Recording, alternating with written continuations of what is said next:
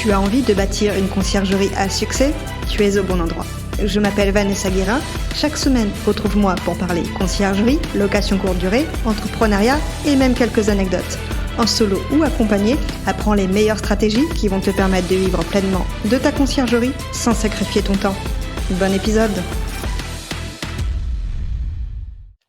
Bonjour à tous, bienvenue dans ce nouvel épisode de la Conciergerie Podcast. Est-ce que vous avez remarqué que la pochette du podcast avait changé? Je trouvais que le logo était un peu vieillot, j'ai changé l'image, mais pas de panique, le fond reste le même. Il y aura toujours de super invités qui vous donneront les meilleurs conseils pour développer votre activité de conciergerie de la meilleure façon possible. Pour ceux qui nous rejoignent en cours de route, la Conciergerie Podcast, c'est aujourd'hui 72 épisodes depuis 16 mois avec des invités variés qui partagent leur expérience ou leurs outils qui permettent aux gérants de conciergerie de se développer. C'est aussi une newsletter hebdomadaire qui est envoyée chaque jeudi matin aux plus de 800 abonnés fidèles qui reçoivent encore plus de contenu directement dans leur boîte mail. Et pour ceux qui veulent aller plus loin sur du contenu payant, il y a les archives qui regroupent des formations, des épisodes de podcasts privés, les précédentes newsletters et la boîte à outils avec des tarifs négociés des partenaires. Toutes les infos sont dans la description de l'épisode. Aujourd'hui, on va parler d'optimisation d'annonces sur Airbnb avec l'invité du jour, Adlen, qui est un ancien employé d'Airbnb. Il nous dévoile toutes ses stratégies pour gagner en visibilité, en réservation et donc en chiffre d'affaires. On va aborder aussi le sujet des JO et on parlera également du programme Lucky de Airbnb. Sans plus attendre, passons à l'épisode du jour. Bonne écoute. Bonjour Adlen, comment vas-tu? Bonjour Vanessa, je vais super bien, merci. Merci pour l'invitation. Merci en tout cas d'être venu aujourd'hui pour cette interview, sachant que tu as beaucoup de choses à nous dire. Tu es un ancien employé d'Airbnb. Est-ce Mhm. que tu peux te présenter et nous dire en quoi consistait ton poste chez Airbnb? Absolument. Donc je m'appelle Adelaine, j'ai 37 ans, j'ai travaillé chez Airbnb presque 6 ans, que j'ai quitté le 31 décembre dernier, 2023. Donc j'ai rejoint Airbnb en 2018 à la base pour le lancement de la de la business verticale hôtel, donc les boutiques hôtels sur la plateforme Airbnb. Au bout d'un an, on a racheté une boîte américaine aussi qui est spécialisée là-dedans, qui s'appelle Hotel Tonight. Et suite à ça, j'ai pris un poste de regional manager Middle East Africa, Moyen-Orient, Afrique, pour gérer justement la verticale hôtel. C'était vraiment très sympa puisqu'on s'occupait de quelques villes extraordinaires au Moyen-Orient et en Afrique, notamment Cape Town, Marrakech, Dubaï. Autant dire qu'on s'ennuyait pas Mhm. avec mon équipe. Et malheureusement, le Covid est arrivé en 2020. Résultat des courses, dépriorisation de la partie hôtel chez Airbnb, licenciement de 25% du personnel, notamment quasiment de l'intégralité des équipes qui travaillaient sur les hôtels. Donc je perds toute mon équipe. Et à ce moment-là, je reviens sur la partie property manager, conciergerie. Donc je prends le poste de responsable de la supply de l'offre à Paris. Et Mhm. donc voilà, j'ai passé à peu près 3 ans, 3-4 ans travaillant là-dessus, en manageant voilà, des grands comptes à Paris, et notamment des conciergeries qui ont 300-350 logements. Et voilà, après ces 6 ans, j'ai décidé qu'il était peut-être temps d'aller faire autre chose et découvrir autre chose. Ok, donc tu es parti de chez Airbnb. Récemment, j'ai vu sur LinkedIn, tu Oui, es rentré alors dis-nous, chez qui? Guesty. Chez Guesty. Guesty, voilà, qui est un channel manager, c'est ça? Exactement, un PMS, Channel Manager, les deux à la fois. Aussi CRM, quand Ok. on sait l'utiliser. Donc c'est leader aux États-Unis aussi, c'est une machine très très robuste. Et voilà, j'ai rejoint cette boîte-là pour les aider en France. Donc je suis country manager France pour Ok. Guesty. L'idée, voilà, c'est de développer leur business en France. Ok, super pour la présentation. Merci. J'espère qu'on a tout compris sur ton poste. On va peut-être parler d'optimisation aujourd'hui. Et je sais que tu as pas mal d'astuces pour optimiser ses annonces, optimiser aussi son chiffre d'affaires, ses réservations. Qu'est-ce que tu peux nous donner aujourd'hui comme astuce sur l'optimisation? Commence par ce que tu préfères. Ouais, très bien. Alors, en termes d'optimisation, il faut savoir en effet que je viens d'un monde de revenu management à la base avant de rejoindre Airbnb. Et donc l'optimisation, que ce soit tarifaire ou que ce soit contenu, c'était vraiment le nerf de la guerre. C'est un sujet qui vraiment me passionne. Après mon expérience chez Airbnb également, j'ai compris que voilà, si on a envie d'aller chercher un peu plus de chiffre d'affaires et optimiser sa rentabilité, ça passe également par les annonces et forcément par les réservations. Alors, comment on pourrait optimiser ces annonces? Moi, je dirais que ça commence vraiment depuis le début. Et notamment, là, on s'adresse à des concierges et des conciergeries. Euh, c'est hyper important de le souligner. C'est quoi le début? C'est que dès le départ, je choisis les annonces que je vais gérer. Je choisis également les propriétaires avec qui je Hmm. vais travailler. Les propriétaires ne sont pas tous des gens faciles. Ah non. Voilà, toi-même tu sais, les propriétaires, on peut tomber parfois sur des spécimens vraiment très compliqués. À savoir, le propriétaire qui veut un taux d'occupation de 100%, qui veut pas débourser le moindre centime pour les travaux ou en cas de galère avec un client, qui veut pas du tout accorder le moindre remboursement pour un client, parfois même si c'est contre son gré, etc., etc. Donc ça commence déjà par choisir des propriétaires avec qui on est complètement aligné sur la philosophie de l'hospitalité elle-même. Donc le traitement des clients, le traitement du logement, etc. Une fois qu'on a fait ça, on choisit les logements. On peut tomber sur un propriétaire très sympa, très humain, très ce que tu veux. Néanmoins, son logement, il est complètement dégueulasse. Hmm. Et s'il n'a pas du tout envie de faire les travaux, il n'a pas le budget, il dit bah non, non, non, mon logement, je veux le louer dans cet état-là, je suis pas sûr que ce soit la meilleure idée pour commencer aussi business, que ce soit pour les voyageurs, que ce soit pour l'image elle-même de la conciergerie.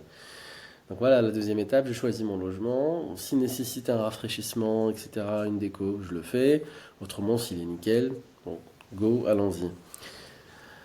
Après viendra la photo, le contenu. Donc il faut avoir un contenu vraiment, je dirais, parfait. C'est un peu la vitrine du business, à savoir des belles photos, un beau shooting, un texte captivant, attractif, dans les langues les plus importantes, à savoir l'anglais, le français. Si demain, je sais pas, moi, j'ai un appartement à Saint-Germain-des-Prés qui est vachement visité par une clientèle brésilienne que j'ai déjà observée, bah, autant le mettre aussi aux Brésiliens, aux Portugais, pardon.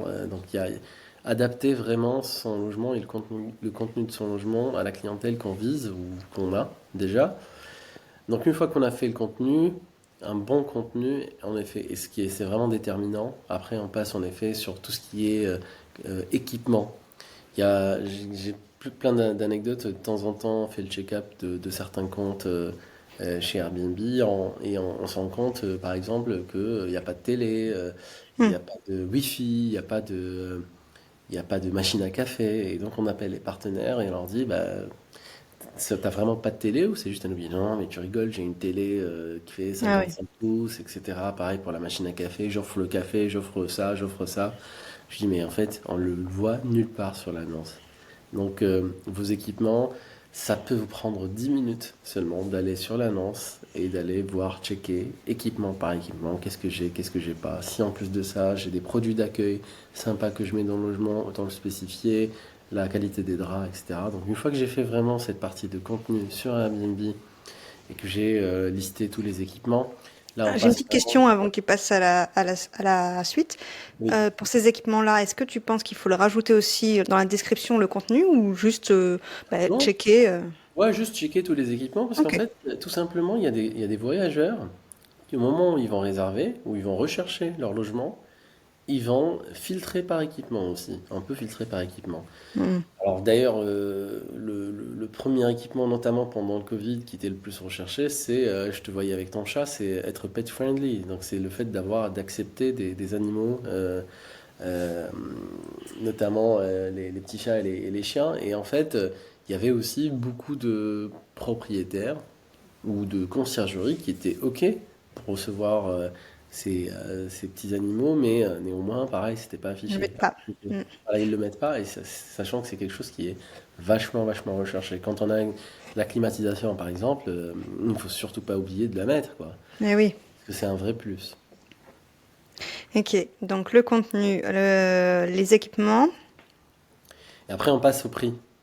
On passe à l'optimisation tarifaire. Et l'optimisation tarifaire, c'est vraiment le nerf de la guerre, à savoir s'adapter aux clients qui sont complètement différents. Il y a des clients qui vont réserver vachement en dernière minute et donc pourquoi pas prévoir un tarif last minute. Il y a des clients qui vont réserver longtemps en avance, donc avoir un tarif early. Les clients qui vont rester une semaine, ceux qui vont rester un mois, ceux qui vont rester 3 jours, etc. Donc il faut avoir une sorte de multitude d'offres qui répond aux attentes de tous les clients, dans le sens où on a vraiment une panoplie d'offres tarifaires qui fait que je ne rate aucune opportunité de vente. Euh, ce qui est un peu encore triste, je trouve, aujourd'hui chez Airbnb, enfin, je peux le dire aujourd'hui, enfin, c'est la plateforme, elle est formidable, mais elle n'est pas encore adaptée à 100% aux professionnels. Ouais. Et quand on parle de prix, moi, ce qui me manque aujourd'hui chez Airbnb, c'est le fait d'avoir, par exemple, plusieurs lignes tarifaires. C'est que j'ai un tarif tout de suite flexible, il est à 100 euros, par exemple, la nuit. En même temps, j'ai un tarif non annulable, non remboursable à 90 euros. J'ai un tarif early si jamais mon client réserve au moins un mois à l'avance avec 15% de discount, pareil non annulable, non remboursable. Et une des demandes qu'on a le plus reçues, notamment quand on a commencé à aborder le sujet des Jeux Olympiques, c'était pourquoi vous n'avez pas ce qu'on appelle en interne la Seasonal Cancellation Policy, à savoir des conditions d'annulation par saison. Et donc, j'aimerais bien être en flexible maintenant. C'est encore la basse saison, janvier, février, mars. Et en revanche, pendant les JO, je voudrais être en non annulable, non remboursable. Parce Ah que je ne veux oui. pas avoir le risque de me faire annuler à la dernière minute par un voyageur qui a booké pendant 6 mois mon logement. Ce Hmm. qui est tout à fait normal comme demande. Mais malheureusement, l'API de Airbnb aujourd'hui, comme elle ne peut supporter plusieurs rate plans, donc plusieurs tarifs, contrairement aux autres plateformes. Oui, parce que par exemple, Booking, je crois, ils le font, hein. On peut mettre Absolument. plusieurs Tu peux tarifs, avoir le hein. mobile, le early, le non élève non remboursable, C'est le ça. breakfast inclus, etc. Par contre, sur Airbnb, on peut mettre des règles et du coup, on peut y ajouter des tarifs peut-être, non? Alors en fait, sur Airbnb, tu as la possibilité d'avoir par exemple un non remboursable, notamment dans les conditions d'annulation. Tu peux dire que je suis en flexible et en non remboursable. Et donc le non remboursable, il s'active automatiquement. Tu as moins de 10%. Donc déjà, tu peux pas faire 15. Je ne vois pas pourquoi. Ok. J'ai justement envie d'offrir 20% sur le non remboursable. J'aimerais bien avoir cette possibilité. Et ben en fait non sur Airbnb. Et l'autre point à améliorer, je dirais par rapport à ça, c'est que ce non remboursable, il est uniquement disponible pendant les 30 jours, 60 jours à venir. Au-delà de ces 60 jours-là, il disparaît, il est plus disponible. Donc si j'ai envie de réserver l'été prochain à Paris et que j'ai envie quand même de bénéficier de ces 10%-là, je les verrai pas sur Airbnb, contrairement aux autres Ok. plateformes. Ce qui Mm. d'ailleurs expose Airbnb à pas mal de disparités tarifaires désavantageuses pour eux par rapport aux autres plateformes, puisque souvent bah, on trouve parfois moins cher, enfin souvent moins cher sur les autres plateformes que sur Airbnb. Notamment pour ceux qui cross-listent, ceux qui se mettent sur les autres plateformes, quoi. Ils ne sont pas sur une seule plateforme. Hmm. Ouais.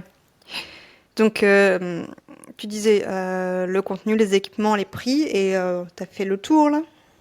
On a quasiment fait le tour. Après, en effet, je dirais, c'est le bon sens dans l'exploitation derrière. C'est déjà avoir un taux de réponse irréprochable, répondre rapidement aux voyageurs et à leurs questions, à leurs demandes.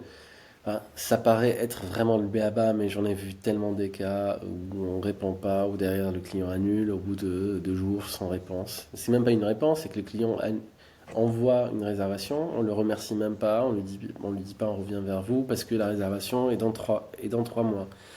Mais bon, la clientèle Airbnb est très particulière, c'est une sorte de communauté, donc on a besoin de se parler, poser des questions, etc. Et il y en a beaucoup qui n'ont pas encore compris l'ADN de Airbnb. Et donc forcément, ben, on perd la réservation. Quand on parle de communication, on parle derrière aussi de, de traitement de ces voyageurs. Parce que être sur Airbnb, c'est pas juste chercher la bonne résa avec le bon montant derrière. Si on veut rester dans la durée et dans la pérennité de ce business-là, il faut vraiment traiter les clients avec la plus grande attention. à savoir répondre à leurs requêtes si jamais il y a besoin de s'adapter sur le check-in, sur le check-out. Parfois, et notamment la clientèle américaine à Paris, souvent elle demande à arriver un peu plus tôt parce qu'ils font le vol la nuit, ils arrivent super tôt le matin. Si jamais l'appartement est dispo, bah, autant le proposer, pourquoi pas. Un client fatigué, on lui donne l'appartement, il est content. En revanche, s'il n'a pas l'appartement et en plus de ça, il Toujours trouve être quelque content, chose. ouais. Exactement. Et en Mmh. plus de ça, il trouve quelque chose, une surprise, une mauvaise surprise dans le logement, je peux vous dire, il va se Ouais. fâcher, notamment sur le commentaire. Mais en fait, ces conseils-là, moi, je les mettrais dans la parenthèse de l'hospitalité, de l'ADN de Mmh. l'hospitalité. Et ça fait partie de l'optimisation. En fait, si on ne fait pas un métier de qualité, si on n'est pas en effet là à répondre aux attentes du voyageur, parfois le voyageur il rentre et dit bah en fait je trouve pas de table de fer à repasser. Alors qu'il y a le fer à repasser, bah on va aller chercher on trouve la solution pour lui trouver cette table-là. Juste voilà, Mmh. essayer de se mettre à la place du client. C'est un exercice qui n'est pas toujours facile à faire, mais c'est important de le faire, surtout si on cherche, encore une fois, la continuité du business et on va rester super haute ou avoir juste de bons commentaires. Parce que derrière, bien évidemment, plus on va avoir des bons commentaires, plus on est bien référencé sur Airbnb avec les commentaires et le statut, plus on va avoir du business. Donc c'est un cercle qui est positif. Je fais du travail de qualité, j'ai des clients de qualité qui vont laisser des commentaires de qualité et qui vont influencer Et les ainsi autres de suite. Mmh. voyageurs, ainsi de suite. Mmh. Je reviens sur, le contenu, tout ce que tu as dit au début. Tu disais, faire, un contenu en français, puis dans la langue, souvent en anglais et peut-être une autre langue, si on connaît, ces voyageurs et qu'on sait qu'ils sont étrangers. Mais Airbnb ne traduit pas cette description à la base? Si, avant, il n'y avait pas cette traduction, aujourd'hui c'est traduit, mais moi je dirais que j'ai une préférence pour un texte qui est déjà établi par moi-même. J'attends pas la traduction parce que la traduction c'est du robot. Mmh. Elle peut être nickel, mais c'est jamais comme un texte que j'ai écrit moi-même pour le logement. Tu vois ce que je veux dire? Ouais, je vois. C'est pas pareil. Donc on va traduire un peu à la Google des choses qui sont pas du tout, qui vont pas mettre le logement vraiment en avant comme quand c'est moi vraiment qui le raconte. Ouais, bien sûr. Voilà, c'est un peu ça. Mais en effet, OK. tout est traduit, les textes, les commentaires, les questions, tout est traduit. Mmh. Là, on parlait d'optimisation d'annonces, mais au final, ça rejoint l'optimisation de réservation. Une fois qu'on a mis tout ça, on est forcément mis en avant et on a plus de réservations, comme tu le disais. Est-ce que tu vois peut-être d'autres petites optimisations pour les réservations? Alors, pour les réservations, les autres optimisations, moi je vois en effet tout ce qui est technique de revenu management, à savoir les minimum stay, les maximum stay, les close to arrival, donc les pas d'arrivée sur certains jours. Je raconte une anecdote qui n'a rien à voir avec Airbnb, mais quand j'étais dans l'industrie hôtelière en tant que revenu manager, je travaillais avec un boutique hôtel parisien à côté de Pigalle, tout beau, tout récent, et en fait au bout de la première année d'exercice, on a fait 35% de croissance de chiffre d'affaires. C'était une année exceptionnelle, et en fait un des leviers que j'avais utilisé, c'était seulement le remplissage, et justement ces techniques de remplissage. Je me rappelle, dans l'hôtel, c'était premier arrivé, premier servi. Et ce que j'avais constaté, c'est que tous les mercredis, j'avais des pics de réservation, en tout cas dans l'historique de l'hôtel. J'avais du coup toujours le mercredi qui était rempli à 100%, mais les mardis, ils étaient à 60, 40, les jeudis, etc. Sachant le cœur de semaine à Paris, notamment pour les hôtels, c'est le mardi, mercredi, jeudi. Donc ce que je commençais à faire, c'est de refuser toutes les demandes d'une seule nuit, notamment pour les groupes, c'est souvent les groupes qui remplissent ça, qui arrivent juste sur une nuit, notamment celle du mercredi, histoire de ne pas créer de vide entre le mardi et le jeudi. Et en fait, rien qu'en faisant ça, bah, en fait, j'ai optimisé mon chiffre d'affaires énormément, en plus de l'augmentation des prix, bien évidemment. Mais rien que ça a vraiment contribué à l'optimisation du chiffre d'affaires de l'hôtel. Tu veux Donc, dire que ces groupes réservaient une nuit supplémentaire ou alors... non, il réservait une seule nuit, et en fait, notamment le mercredi, et quand je suis arrivé, j'ai dit stop. Donc, soit en effet, tu me prends les 3 nuits, Mais tu ne me prends pas juste la nuit du mercredi parce que tu vas me tuer le mardi et tu vas me tuer le jeudi. Parce que quelqu'un qui veut venir dormir 2 nuits, par exemple, le mardi et le mercredi, il ne trouvera pas de place. Il aura juste le Hmm. mardi qui est ouvert. Et pareil, celui qui veut rester et le mercredi et le jeudi, il ne pourra pas parce que le mercredi est déjà complet. Donc il faut faire hyper attention à ça, d'où parfois, tu vois, enfin, je sais que dans l'industrie de la location saisonnière, on fait beaucoup de minimum stay. C'est rare quand même de trouver une conciergerie qui te fait du une nuit, par exemple, à Paris. C'est très Hmm. rare. Donc tu as beaucoup de conciergeries qui vont faire du 2, du 3, parfois du 4. Et ben quand on a des trous, notamment des 2 nuits, des une nuit, moi je pense le bon sens, quand on veut chercher du chiffre d'affaires, il faudrait accepter de les recevoir, de ce qu'on appelle les sandwich nights, de remplir ces espaces dans le calendrier. Mais je peux, et il y a des techniques pour ça, je peux aussi dire, bah ok, ouvre, dès que tu trouves un trou d'une nuit ou de 2 nuits, rends-les disponibles. En revanche, augmente-moi le prix de 20%. Sachant que sur Airbnb, notamment à Paris, c'est un segment qui est pas mal du tout. Il y a très peu d'offres pour le segment des réservations d'une nuit. Et d'ailleurs, c'est surtout les hôtels qui remplissent parce que, comme je t'ai raconté, il y a aujourd'hui des hôtels sur Airbnb. Il y a plusieurs groupes indépendants qui sont présents sur la plateforme et qui vont capter cette demande-là que les Hmm. conciergeries ne vont pas chercher. Parce que eux, bah, ça leur change rien d'avoir, justement, c'est même leur cœur de métier d'avoir des une nuit et des 2 nuits. La durée de Hmm. séjour est des 2,2, je pense, chez les hôtels. Ouais. On est d'accord que via Airbnb, on peut pas mettre en place ça. Il faut un channel manager, hein. Alors, tu peux l'ouvrir manuellement et en Ouais. effet augmenter ton prix manuellement. En revanche, en effet, si on veut être dans la professionnalisation, et je pense que toutes les conciergeries ont déjà un channel manager, on pourrait avoir un channel manager, et en effet, il n'y a pas mieux d'être équipé d'un channel manager pour mettre Qui en puisse le place faire. ces règles-là, exactement, et qui se font automatiquement. Ok. Du coup, tu optimises ton chiffre d'affaires en ouvrant peut-être les nuitées que tu n'aurais pas ouvert ou en louant des nuitées plus grandes si tu vois que la Exactement. demande. Voilà. Exactement, et parfois aussi, il n'y a pas juste les petites nuits, mais si je sais, par exemple, on prend l'exemple des Jeux Olympiques, je sais que la première semaine, elle va être déterminante les premiers 10 jours, je peux aussi me permettre de mettre un 7 nuits minimum, et à ce moment-là, je fais aussi de l'optimisation dans l'autre sens. L'idée, Hmm. c'est pas juste de baisser, de pas faire des longs séjours. Quand j'ai l'opportunité de faire des longs séjours, il faut absolument que je la fasse. Mais quand j'ai des trous, quand je peux pas, ben voilà, il faut s'adapter, la basse saison, etc. Il faut savoir jouer avec ces techniques-là. Par exemple, tu vois, sur la semaine, t'as mardi, mercredi, jeudi. Justement, le mercredi, c'est un jour, par exemple, de rugby. C'est ce que j'ai eu, comme par exemple à Marseille l'année dernière. Tu as le jour du match, tu as la veille et tu as le lendemain. On peut dire que le jour du match, je vais mettre une règle, et c'est possible sur Airbnb, pas d'arrivée ce jour. Close to arrival. Et je mets la veille du match un minimum stay de 3 nuits. Donc, mon voyageur, non seulement il va me prendre la veille, le jour du match et le lendemain du match, parce qu'il y a la demande pour ça. Si jamais je fais aucune règle et je laisse open et en plus je fais du une nuit, bah, je me trouve avec le risque que le voyageur réserve uniquement la nuit du match. Et il y a aussi énormément de clients qui vont venir juste assister au match, dormir et rentrer chez eux. Mais le client qui voulait rester du coup 3 nuits ou 2 nuits ne peut plus rester chez moi parce que la nuit du match a déjà été. Hmm. Voilà. Ok, je vois. Ok. J'avais une question, puis je l'ai perdue. Donc, on va passer sur autre chose. Euh, question qui n'a rien à voir, mais Oui. que je viens d'avoir. On me dit souvent, du coup, les auditeurs me disent souvent, et d'ailleurs, la question vient de me revenir pour l'autre. Quand je loue sur Airbnb, les prix sont moins chers que quand je loue sur Booking. Mais les clients ne payent pas le même tarif sur Booking que sur Airbnb. Les clients exigent un prix plus bas. Est-ce que tu as trouvé que c'était vrai?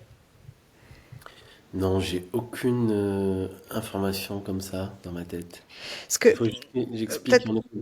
Ouais. peut-être que je me suis mal exprimée, mais il m'est arrivé d'entendre des conciergeries, ou même moi, je l'ai pensé, hein, de dire ben, sur Airbnb, le prix à la nuitée, il est moins cher que sur Booking, et je préfère louer sur Booking parce que je louerai plus cher. Non, j'ai pas du tout cette Non. notion. En fait, ça va juste dépendre déjà parfois du business model que tu utilises en tant que conciergerie sur Airbnb, sachant que sur Airbnb, il y a deux modèles de pricing. Le premier qui est réservé, censé être réservé pour les particuliers, à savoir ce qu'on appelle le shared model fees. Donc, le client, donc je parle hôte et voyageur. Le hôte, Airbnb lui prend 3% de commission sur le montant de son prix. Imaginons, il met un tarif de 100 euros la nuit. Airbnb vient lui prélever 3% de commission en cas de vente. Donc, elle lui prend 3 euros, elle lui rend 97 euros. Et aux voyageurs, Airbnb applique une marge qui peut aller jusqu'à 15%. Donc, le client final sur Airbnb, au moment où il réserve, il ne va pas réserver 100 euros, mais il va réserver 115 euros. Il va payer 115 euros. Et donc Airbnb prendra 15 euros au voyageur et prendra 3 euros à l'hôte. D'accord? Ça fait 18 euros de commission. Ça, c'est le premier modèle. Je crois que c'est 80% des gens sur Airbnb qui sont aujourd'hui sur ce modèle-là. Dès qu'on passe à 6 annonces en tant que professionnel ou dès qu'on a un channel manager qui est intégré, même avec une annonce, on passe ce qu'on appelle au modèle zero guest fee ou le host only fee, à savoir on applique la commission uniquement sur l'hôte. Et là, c'est une commission de 15%. Et donc, sur les 100 euros, le client, le voyageur, va payer 100 euros, exactement ce prix-là. D'ailleurs, c'est un modèle que je préfère. Et je vais expliquer pourquoi. Et donc, à toi, on va te prendre 15 euros en tant que hôte et on te rendra 85 euros. Quand on a un channel manager, je dirais, s'il y a des disparités tarifaires qui sont bonnes ou mauvaises, etc., choisies ou subies, c'est surtout de la faute de l'hôte et non pas des plateformes. Et je m'explique pourquoi. Quand on a un channel manager, on a un tarif sur le calendrier qui est à 100 euros. On est censé envoyer 100 euros à tout le monde. Airbnb, Booking, VRBO, etc. En revanche, on peut décider en effet de se dire, bah, en fait, sur Booking, je vais augmenter un peu mon prix de 10%. Et là, je mets un markup sur mes prix de 15%. Et donc là, je fais de la discrimination tarifaire par rapport à Booking qui seront un peu plus chers. Là où parfois c'est en effet un peu tricky, là où on peut trouver parfois moins cher sur Booking que sur Airbnb, c'est que Booking a énormément de promotions et de discounts. Il y a le tarif Genius, il y a le tarif mobile, Mobile, ouais. etc., etc., qui parfois se cumulent. Et en effet, parfois, on trouve beaucoup moins cher sur Booking que sur Airbnb, sans même comprendre pourquoi, alors qu'on a juste coché tel programme ou tel programme, où on a été invité au programme et on a accepté sans le savoir. Et donc, on arrive, on cumule des discounts qu'on n'a pas sur les autres plateformes. Et ça, c'est un peu la force de Booking, qu'il faut faire la différence, je dirais, entre les deux plateformes. La première, c'est que Airbnb a été créé pour des particuliers, pour toi, moi et Madame Dupont. À la base, c'est vraiment le cœur de ce business-là. C'est 80% de la plateforme, c'est des particuliers, d'accord? Et donc, tous les développements produits qui se font pour aussi les particuliers. C'est une plateforme qui s'est ouverte aux professionnels, mais qui reste quand même l'essence même de la plateforme, c'est du particulier. Contrairement à Booking, Hmm. qui à la base c'est une plateforme pour les pros, notamment les hôteliers, et qui s'est mise aussi sur le marché de l'appartement récemment. Et donc en fait, les particuliers aujourd'hui, les conciergeries qui se sont créées, profitent des outils très professionnalisés de Booking.com déjà, contrairement à une plateforme comme Airbnb. Et professionnaliser, c'est gentil. Parce que quand on va sur Booking, des fois, c'est compliqué pour certains. Bah, c'est exactement ça. Donc ça peut, pour quelqu'un qui est un expert, etc., qui a utilisé la plateforme depuis toujours, machin, un revenu manager, ouais, ça, c'est très simple, il s'y connaît. Mais en effet, quelqu'un qui à la base fait ça, notamment uniquement sur Airbnb, l'outil de l'extranet Airbnb, il est formidable, il est tellement simple, tellement intuitif. En effet, quand on le compare à une machine comme Booking, il y a beaucoup de gens qui se perdent et qui abandonnent dès le départ Hmm. leur aventure sur cette plateforme-là. Absolument. Hmm. Ok, je te pose la question de tout à l'heure qui m'est revenue. Tu disais, une conciergerie, par exemple, peut louer cette nuit, peut bloquer des jours d'arrivée et autres. Mais pour ça, il faut que la conciergerie en question elle ait du feedback, que ça fasse un petit moment, qu'elle connaisse son secteur. Comment tu dirais qu'elle peut connaître tout ça si elle se lance? Alors, au moment de se lancer, de toute façon, il n'y a pas mille choix. Il y a des solutions qui existent sur le marché, notamment AirDNA. Je commencerai par ça. Il y a aussi le fait de parler aux confrères, d'aller voir, passer un peu de temps avec des conciergeries à droite et à gauche, juste pour comprendre le business. Alors, c'est quoi la durée de séjour moyenne chez vous, d'où viennent les clients, qu'est-ce qu'ils cherchent, les appartements 6 couchages, 4 couchages, qu'est-ce qui marche le plus, les studios, à peu près à quel prix tu les loues, etc. Il y a aussi l'observation directement sur la plateforme. Mais en effet, le mieux, c'est de commencer, si on a vraiment envie d'avoir de la data, il y a AirDNA pour ça. Il y a aussi parfois des solutions qu'on regarde pas, mais moi je trouve que regarder par exemple les performances hôtelières dans la ville où on va opérer, c'est quand même quelque chose de très important.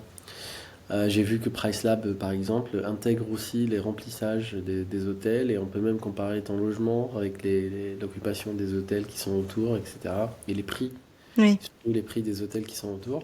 C'est intéressant parce que bon, bah, un hôtel, même s'il a 200 chambres, 100 chambres, s'il termine lui à 100% la veille et que tu es en face de l'hôtel, il n'y a aucune raison que tu ne termines pas aussi rempli et que tu ne vends pas ton appartement. Donc moi, je commencerai comme ça Mm. pour la mise en marche entière DNA. MKG par exemple report pour les hôtels, il y a des rapports très accessibles et enfin, et gratuits pour Ok. commencer. Et surtout le fait de discuter avec les confrères lors des événements, etc. Mm. Et puis c'est vrai que RDNA évolue régulièrement et ça peut être intéressant d'aller voir, parce que je crois que maintenant on n'achète plus une ville, mais on a toute la France avec un abonnement annuel par contre je crois. J'ai plus en tête exactement si c'est ça, mais c'est vrai que ça a pas mal évolué ces derniers mois, donc ça peut être intéressant d'aller voir et de rester aussi à l'affût des tendances, quoi. Absolument. Ok. Autre sujet. Je sais que, parce que j'en ai fait partie, Airbnb avait racheté une conciergerie, Lucky, je ne sais pas si ça s'appelait comme ça à la base, mais en tout cas c'est le nom qu'a donné Airbnb. J'avais recommandé dans un épisode au tout début du podcast d'intégrer le programme Lucky pour avoir de nouveaux clients, parce que je trouvais que c'était pas mal pour se faire connaître. Qu'est-ce que tu en penses de ce dispositif? Est-ce que ça existe encore d'ailleurs? Oui. Alors, c'est un très bon point. En effet, Airbnb a racheté Lucky, qui s'appelait déjà Lucky, une jeune start-up française, parisienne, qui avait fait ses preuves. Airbnb a racheté ça, je crois que c'était en 2018. C'était l'année où je suis arrivé chez Airbnb. Quelques mois plus tard, on rachetait une boîte et quelques mois plus tard, on rachète une autre boîte. Donc, c'était les belles années d'Airbnb, juste avant l'IPO en Avant plus. Covid? Avant le Covid et avant l'entrée en bourse aussi. Ah, C'était d'accord, oui. vraiment extraordinaire.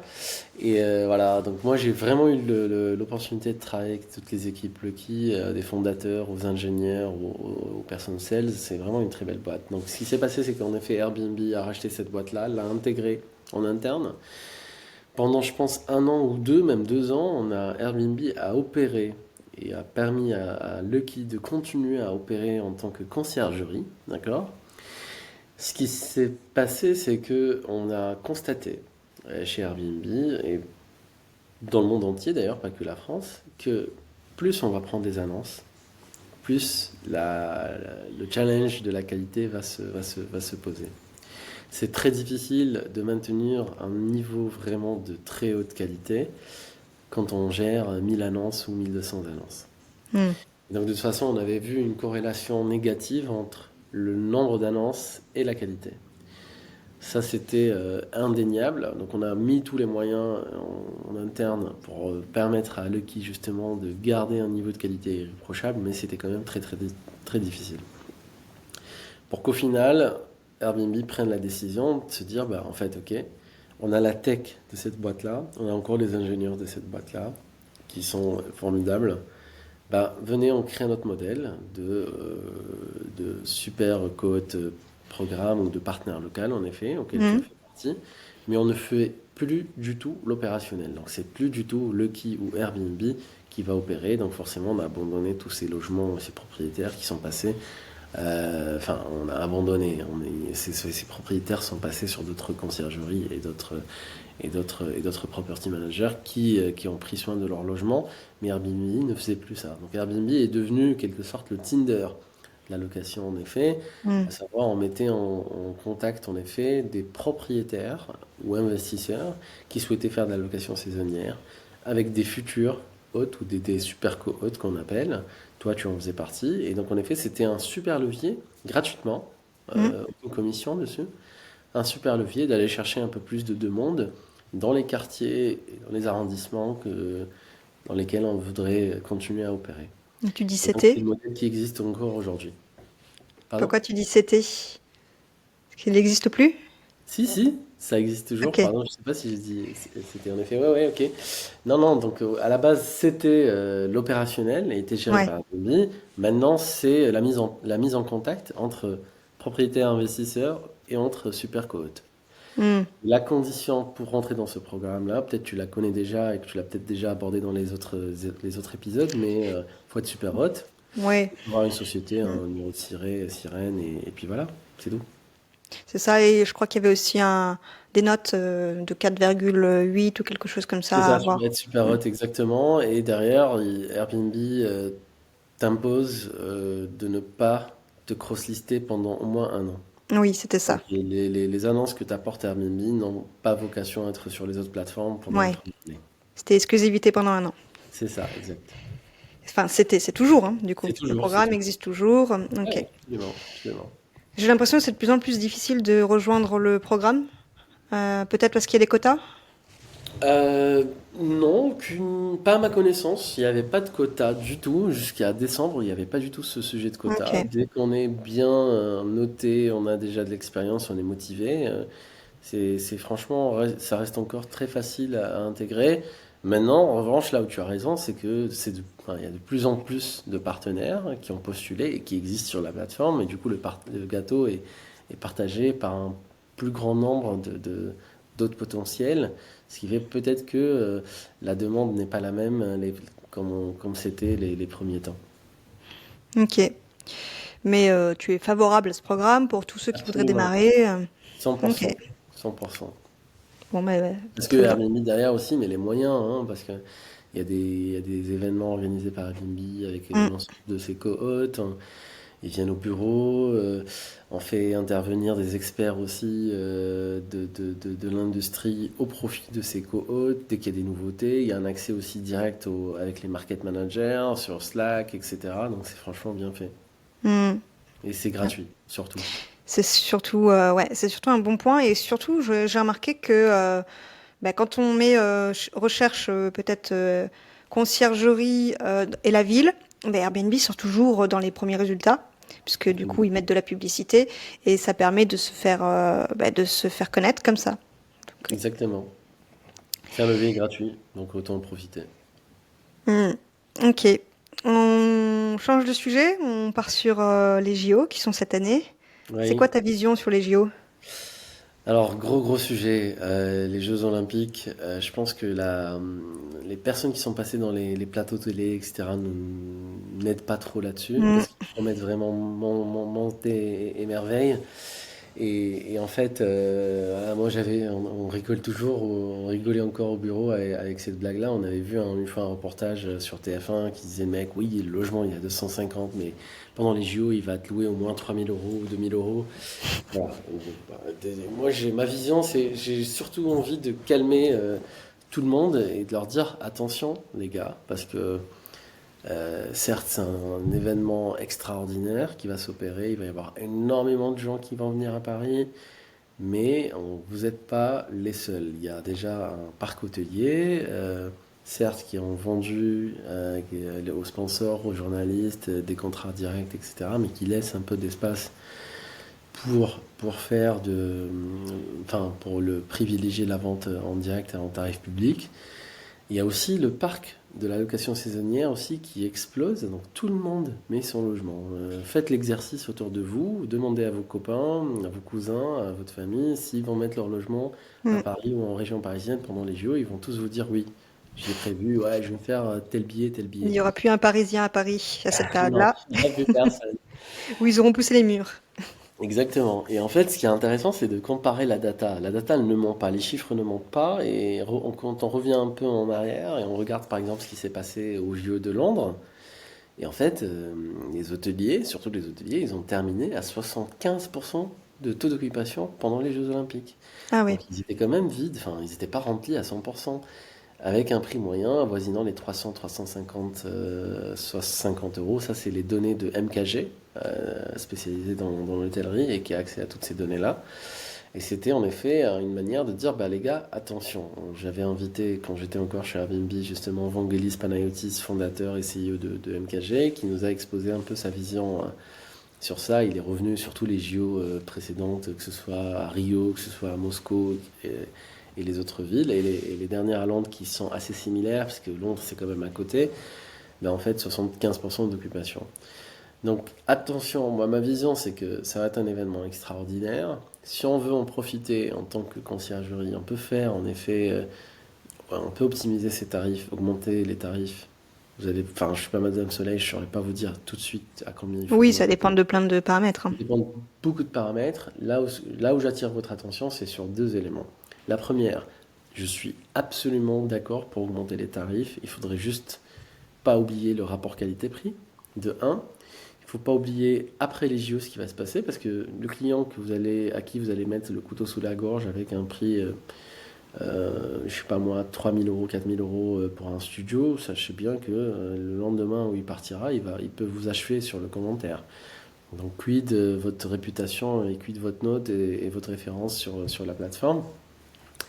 De deux, quand on a un logement qui s'y prête, en effet, là je vais mettre ma résidence principale, imaginant avec la clim, avec vue splendide sur la Tour Eiffel ou sur la Seine, etc. À ce moment-là, ok, why not, mais il faudrait peut-être en effet upgrader un petit peu la prestation de ce qu'on fait, une petite bouteille de champagne, du chocolat, Mettre le voilà, service qui va avec, quoi. le service qui doit aller en effet avec le Mmh. prix que paye. Et voilà, ça m'a fait penser tu te rappelles la finale, le scandale de la Champions League à Paris, Liverpool. Non, je connais pas. Non, tu sais, il y a eu, c'était il y a 2 ans, il y a eu la finale et c'était comment dire, c'était un concours de circonstances. C'était pas prévu du tout que Paris reçoive cette finale-là et finalement c'est Paris qui a hosté la finale de la Champions League un 21 mai, je pense. Ouais, 21 mai. Mmh. Et il n'y avait pas une chambre d'hôtel ou un appartement dispo sur Paris. Et il y a beaucoup d'appartements, enfin pas que les hôteliers, mais il y a beaucoup de gens qui se sont vraiment fait plaisir avec des x3, x4 sur le prix. Mais c'était sur Ouais. une seule nuit. Là, en l'occurrence, c'est pas le cas. Il va y avoir aussi énormément d'offres qui va arriver. Donc ouais, je dis juste attention, c'est l'opportunité d'augmenter les prix, mais il faut pas en abuser. Il faut surtout suivre en termes de prestations de services aussi, pour justifier le rapport Mmh. qualité-prix. Oui, il faut profiter de cette opportunité, mais sans abuser et être en raccord avec sa qualité de logement, quoi. Absolument, Mmh. absolument. Et pensez surtout à ces voyageurs, parce que ne soyons pas court-termistes dans la vision, parce que le voyageur qui va payer, je sais pas, 5 000, 4 000 la nuit, peut-être qu'il ne reviendra pas à Paris. Et nous, on voudrait que Paris reste la Mmh. destination numéro 1 dans le monde. Donc pensons plutôt au long terme, en termes d'accueil, en termes de sécurité de ces voyageurs-là. Il faut faire en sorte que le voyage soit vraiment une, enfin, touche la perfection en termes de toutes les parties du voyage, que ce soit la sécurité, que ce soit le transport, etc. Donc, amis parisiens, si quelqu'un vous demande une destination, ne détournez pas le regard et répondez-lui et dites-lui exactement qu'est-ce qu'il doit faire pour arriver d'un point A à un point B. Il s'agit vraiment de la promotion de la ville en elle-même. Mmh. On parle de Paris, mais il y a aussi Marseille, il faut y Absolument, penser. Ça, exactement. ça, ça, ça vaut pour toutes les villes qui sont liées au JO, quoi. Exactement. Ok. Ben, je pense qu'on a fait le tour des questions que j'avais à te poser. Est-ce que y a une question que tu aurais voulu que je te pose? Est-ce que tu veux rajouter quelque chose? Non, mais je pense qu'il faudrait juste, notamment pour les conciergeries, moi si j'ai un conseil justement à travers mon expérience chez Airbnb, c'est qu'il faut mettre à fond du cœur dans ce qu'on fait. Je sais que c'est un métier très difficile quand on a à gérer les propriétaires d'un côté, les voyageurs d'un On a autre, double client, le quoi. personnel, exactement le personnel d'un autre, le personnel de ménage parfois avec avec des aberrations, des absences, etc., etc. C'est un métier qui peut être vraiment ingrat. Donc je parle pas juste en étant très confortable sur mon canapé et avec mon petit café. Je sais réellement comment ça se passe. J'ai vu des conciergeries se faire hurler dessus par des propriétaires. Je dis mais c'est quoi ce métier? On peut pas accepter ça. Donc je sais vraiment à quel point c'est difficile. Néanmoins, ça ne doit pas nous empêcher de mettre vraiment énormément de cœur, surtout si on veut durer, enfin rester dans la durée, dans le top en termes de qualité. Et il y en a beaucoup qui ont réussi à faire ça, mais c'est clairement une vocation. Donc il faut que ce métier-là soit vraiment une vocation et pas uniquement Une opportunité sur du court outil terme, quoi. économique et Mm. exactement sur le bon terme. Il faut que ce soit aussi une vocation. De toute manière, j'ai l'impression qu'il y a une période où c'était très tendance d'avoir une conciergerie, ça l'est peut-être encore, mais je pense qu'on est plus sur la fin. Il y a eu beaucoup, beaucoup de conciergeries qui se développent, il y en a toujours beaucoup, sauf que celles qui vont perdurer dans le temps, ça va être celles qui vont pouvoir garder leur qualité de manière constante, hein, et pas faire un one-shot, en fait. Donc, Exact. Et ça, c'est dans tout domaine confondu. Et moi, oui. j'adore donner l'exemple du foot, ou même des athlètes. Tu sais, je sais pas si t'aimes les JO. T'aimes bien par exemple, l'athlétisme? T'es pas très Ouais, athlétisme? si, je regarde les JO, oui, en général. Ok, bah l'athlétisme, si on prend l'exemple de Usain Bolt, par exemple, le recordman du 100 mètres et du 200 mètres, une machine de guerre qui a gagné tous les titres possibles et imaginaires, donc, et qui est resté sur la durée, ben, en Mm, fait, c'est quelqu'un qui s'entraîne comme un fou et qui a gardé ses standards justement d'entraînement très très très très très haut niveau pour rester comme ça. Donc des athlètes comme ça, il y en a un, deux, de temps en temps. Si on reprend le foot, bah, en fait pareil, sur les dernières années, on a Ronaldo, Messi, on parle des c'est deux, ça. on peut rajouter quelques autres athlètes, mais il n'y en a pas 10. Mm, Parce que ces athlètes-là ont mis la barre tellement haut en termes d'entraînement, en termes d'exigence, que bah, en fait, ils sont restés vraiment dans la durée. Mais un très bon athlète bourré de talent, bah, il y en a tout le temps. Mais sauf que bah, ça fait tac, tac, pchit. Ça reste pas dans la durée. c'est vrai. Voilà, c'est un peu Très bon, la très fin. bon mot de la fin. Merci, merci. Petit clin d'œil aux Jeux Dernière, Olympiques. tu as dit quoi? J'ai dit un petit clin d'œil aux Jeux Olympiques et au Ah, aux sport. Jeux Olympiques, ouais, c'est bien vu. J'aimerais bien poser une dernière question. C'est la première fois que je vais maintenant mettre cette question dans chaque épisode. Est-ce que tu aurais une personne à me recommander sur le podcast qui pourrait venir donner un peu des astuces? Très bonne question. Alors j'en Obligé de me dire vois. oui, hein. Alors ça dépend. Tu cherches des concierges, dans des conciergeries toujours, ou Ça peut être des juste. conciergeries ou des personnes qui ont de l'expérience dans un outil qui peut être utile, qui va Alors, permettre aux conciergeries de se développer. alors il y a une personne à qui je pense en effet, c'est Grégoire Benoît. C'est un des cofondateurs de Edgar Suite. Donc c'est pas une conciergerie, mais c'est vraiment un opérateur aujourd'hui qui a fait son nom dans l'industrie et qui change du coup transforme plutôt les bureaux en meublés de tourisme et en hôtel et qui Ok, ont réussi à créer vraiment une marque, une belle marque. En plus de ça, il est vraiment humainement extraordinaire, donc il adore aussi partager, communiquer, etc. C'est vraiment une belle success story française, donc ok, je peux te le intéressant du coup. recommander, je pourrais même te mettre en contact avec lui, je pense Ben, avec plaisir. il viendra le faire avec grand plaisir. Pour ça, c'est un sujet peut-être que t'as peut-être pas encore abordé, mais ça peut être vraiment intéressant de Oui, l'aborder. après, le sujet du podcast, c'est aider les conciergeries à se développer, mais j'ai déjà fait des hors-séries qui sont liés quand même à la location ou l'immobilier, donc c'est Oui, toujours intéressant. ouais, c'est parfait. Ouais, c'est parfait. Voilà. Vas-y, Eh ben, bon, je prendrai le contact avec plaisir du coup. ça marche, Vanessa. Bon, bah, écoute, merci beaucoup. Ben, merci à toi, je te souhaite une bonne journée et à bientôt. Pareillement, à bientôt. Au revoir. Et pas si vite, tu as apprécié cet épisode, tu peux le partager à ton entourage ou encore mieux, laisser un avis 5 étoiles sur ta plateforme d'écoute préférée et un commentaire. Je te dis à bientôt.